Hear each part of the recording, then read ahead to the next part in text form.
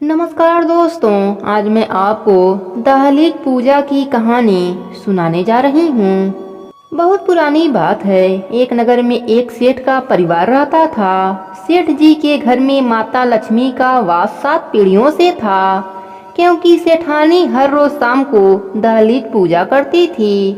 वह शाम के समय अपने मुख्य दरवाजे पर धरती को पीली मिट्टी से लिपती, सूखने के बाद रंगोली बनाती, फिर उसके ऊपर दीपक जलाती। पूजा घर में भी लक्ष्मी माता के आगे दीपक जलाती और घंटी बजाती। यही कार्य उसके सास भी करती थी। यह कार्य पीढ़ियों से उसके घर में चला आ रहा था।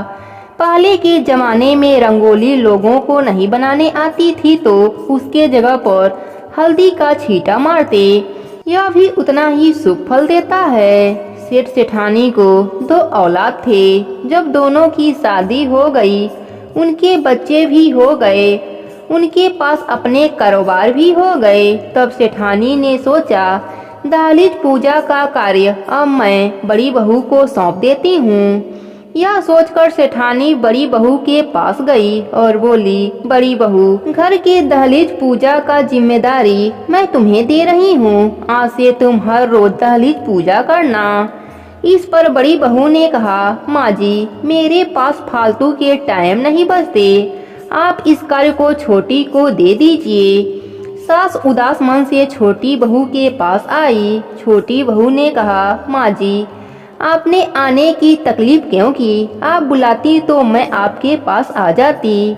इस पर सास ने गुस्से से कहा, प्यासा कुएं के पास जाता है, ना कि कुआं प्यासा के पास आता है। यह बात सुनकर छोटी बहू कुछ नहीं बोली। छोटी बहू बड़ा ही शांत स्वभाव की थी। वह धार्मिक प्रवृत्ति की भी थी। सास को ऊपर चारपाई पर बैठाया और अपनी जमीन पर चटाई बिछाकर बैठी और पूछा, माँ जी, बताइए क्या काम है?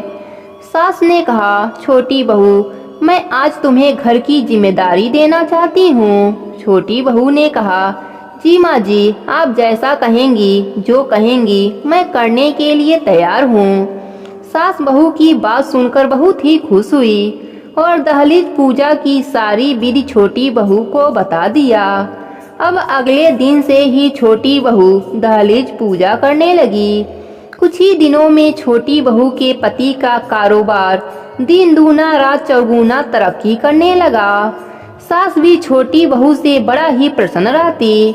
उधर बड़ी बहू के पति का कारोबार घाटा के कारण बंद हो गया। उसके बच्चे भी बीमारी से हमेशा परेशान रहते। बड़ी बहू भी बड़ा ही परेशान रहती।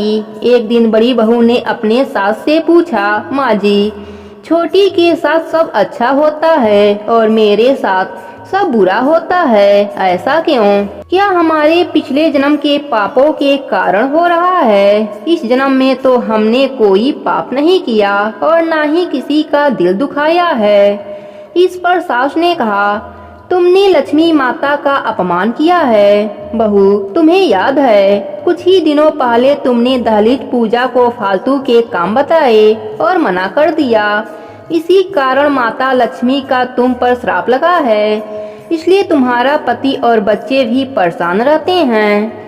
इस पर बड़ी बहू ने रोते हुए सास से क्षमा मांगने लगी। सास बोली, बहू, क्षमा हमसे नहीं बल्कि लक्ष्मी माता से मांग। फिर बड़ी बहू लक्ष्मी माता से क्षमा मांगने लगी और छोटी बहू के साथ साथ दहलीज पूजा भी करने लगी। धीरे धीरे उसके पति का कारोबार बढ़ने लगा और बच्चे भी ठीक रहने लगे। लक्ष्मी माता की कृपा से उनके घर में अन्न धन का भंडार भर गया। हे लक्ष्मी माता, जैसे आपने बड़ी बहू और छोटी बहू पर कृपा करी, वैसे ही अपने सभी भक्तों पर अपनी कृपा बनाए रखना। सबके घर में अन्न धन का भंडार भरना। प्रेम से बोलिए लक्ष्मी माता की जय हो।